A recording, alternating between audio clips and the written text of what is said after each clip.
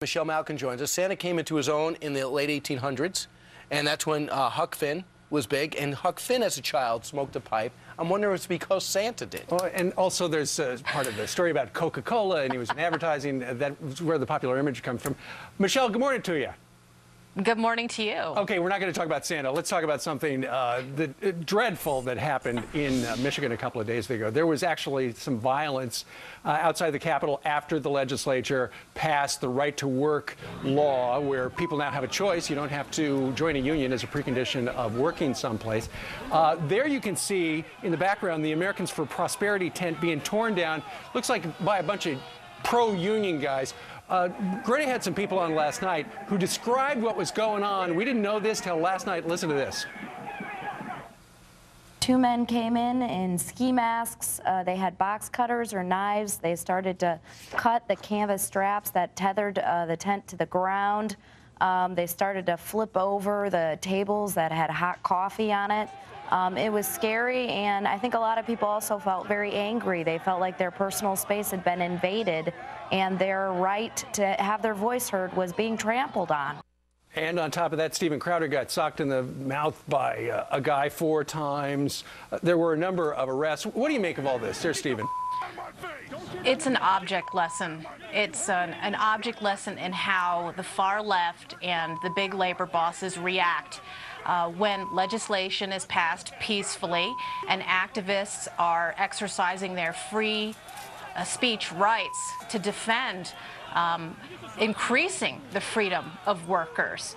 I know the Americans for Prosperity folks in Michigan. They are among the best people that I have met, very dedicated to their cause, free market principles, and ensuring that these workers are not subjected to coercion of forced dues and this big labor racket that has gone on for decades. It's a complete shakedown. And I have to say that so many of these activists were inspired by the spirit of Andrew Breitbart, and it's because of their commitment to citizen journalism that you can watch this video, that they've been exposed. Very brave. And how dare these feckless cowards who were mobbing and storming this tent do this, particularly when there were so many women in the tent. What does that tell you about the manhood of these union activists who did such a thing? There's not an apology from a single one of them, and we haven't heard a word from President Obama. How come he's not calling up these women who were subjected to this?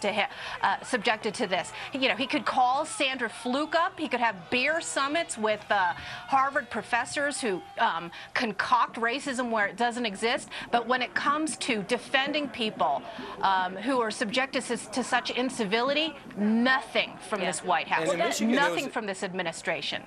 That should come as no surprise, I guess, because he doesn't agree. Nope. I mean, these people in the tent don't agree with what the president had just said in Michigan the day before, which was that he was hoping that Governor Rick Snyder would veto that right to work. I'm interested, though, in your thoughts about the movement that we seem to be seeing about more and more right-to-work states. To me, Michigan is emblematic of all of them because it's the home of the auto industry where the unions have been so powerful. And it's interesting to me in the sense that the state went for Obama, but that the voters actually wanted what happened here.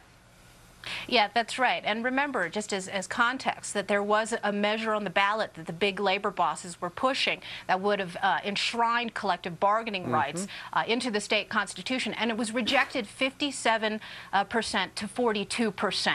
I think that there's certainly there's divided government and there's divided opinion in this country, and there is a devolution of power to grassroots conservatives. I mean, whereas Washington and Beltway Republicans failed to do their job at the national level, more and more we're seeing that grassroots free market principles are winning at the state and local level, and that is cause for hope for sure. Michelle Malkin, how would you feel if John Boehner cut a deal in which the rates went up on those horrible people that make over $250,000 in return for cuts? If there was a compromise deal where the rates went up, how would you feel? I'm reading her body language. She doesn't like it.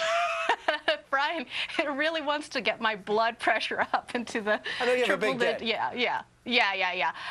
Look, I think that that the House Republicans need to be reminded again that they were put back in the majority for a reason, and that reason was not to give in, to fold like a deck of cards, and to capitulate to the Democratic agenda. This president does not have a blank check to continue spending us into oblivion. And it's the House Republicans and conservatives on Capitol Hill who have to hold the line. And in public, Mr. Boehner is holding the line. It's interesting, a brand new Fox News poll came out yesterday, and people were asked, if income taxes do go up, you know, on the top 2% or whatever, should the president agree to make major spending cuts as well?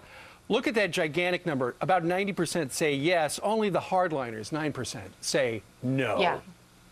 Yeah, that's encouraging. And I think, again, this is more evidence that the president's claim to some sort of broad mandate to hike all taxes, not just income taxes, is not there. And look at the medical device tax. Now you've got all of these Democratic senators who voted into place running from it, screaming bloody murder. And, you know, they're finally getting the message. And I think this really should bolster I think it also the tax reformers. It also shows that Americans realize that just increasing taxes does not fix the problem that America has right now and what we're passing on to the next generation potentially. Real quickly, your thoughts on going green means going broke for some schools. Please explain. Yeah, big energy scam called LEED, which is the designation for energy-efficient buildings across the country. There's a builders' council that has foisted this racket on the country for quite a while now, and there's all sorts of government incentives at every level so that architects and designers pursue this designation. And in the nation's schools, this has become somewhat of a boondoggle, and USA Today did a very good investigative report on how it's based on a lot of junk science, because what you'll have is a lot of these eco-zealots claiming that these energy-efficient modifications somehow improve academic performance. No evidence whatsoever. That's right. It's so crazy because we're spending hundreds of millions of dollars on these green buildings that aren't green, and in fact, some of the old buildings are more energy efficient. Michelle, have a terrific weekend. Thank you very much for joining us on this Thursday Fox and Friends. You bet. Take care, guys.